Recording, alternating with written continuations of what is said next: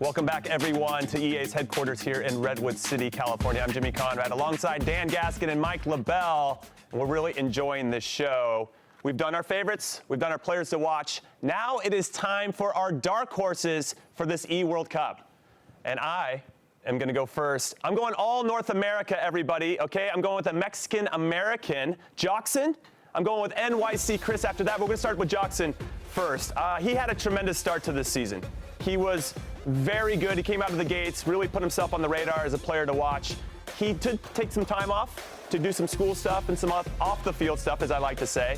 But I think he's a force anytime he enters into a tournament. So I think he's one to watch. And then NYC Chris, who represents NYCFC and eMLS. He's the reigning and first time ever E-Champions League winner, and I think that would give you some confidence. So he knows he can win big tournaments.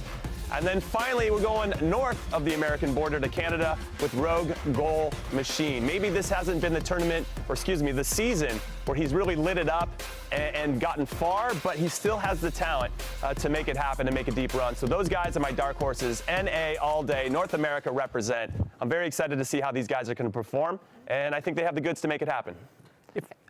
If I had known we were just backing our countries, I might have gone for someone English. But of course he goes for North America. I'll let you go.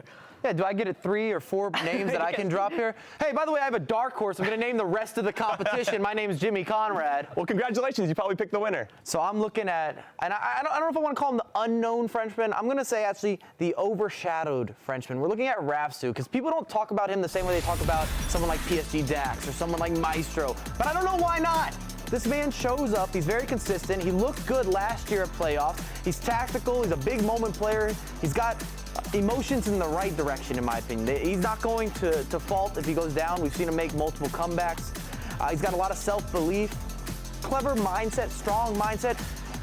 I just believe in Rafsu being able to make a run, and a lot of people don't put him into the category that I think he deserves to be in terms of tiers. And a lot of people aren't talking about him because maybe he's in the 14th slot. They're like, is he really going to be able to make some upsets? And the answer is yes. At the end of the day, like I said at the very beginning of the show, this is a reset. It doesn't matter how you qualified to get into the top 16. You're here, and now it can become your time. This can be your dream come true. And that's kind of what the eWorld Cup's all about, is being able to come out of the group stage, make a run for it, and then, of course, there is a huge payday to go with if you do make that successful run, and we've seen that happen time and time again. I mean, Rafsu is a very scary competitor, but someone who's even more scary. My player to watch and my dark horse is going to have to be Dull and Mike, the youngest ever FUT Champions Cup winner, taking that title off of F2 Tex. We saw how well he performed in Bucharest. He blew us all out of the water. We didn't expect this from him. And then the questions were asked.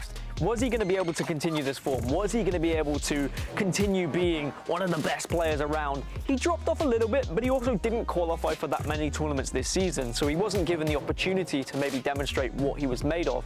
However, we did see him perform in the most recent tournaments. Of course, he was at playoffs. We saw him in Atlanta as well, and he was still reaching the latter stages of tournaments. And I think because he's young, because he's hungry, he is going to be a terrifying competitor, and it's why he's going to be my dark horse for this event. Do you think Dolan Mike is maybe too young? You know, that he already peaked this season? We could say that about all these guys, but... No, I think they're all young. I mean, you're in your prime when you're from like 16 to 23. Your reactions are great. You have time to play. Maybe the only other thing he's worrying about is school. I think. I mean, these are still stresses. Honestly, Dull and Mike, he has. You think he's playing with house money then? He's got no pressure. He's got no pressure. I think that people are overlooking him now because he dropped off a little bit after that win, and he could surprise everybody. He's got no fear, and he's got a deep voice. You gotta be careful. He's got the deepest voice out of the group. Last 32 competitors. Go talk to Dolan Mike. All right, these were our dark horses for this tournament, so we'll see how they do.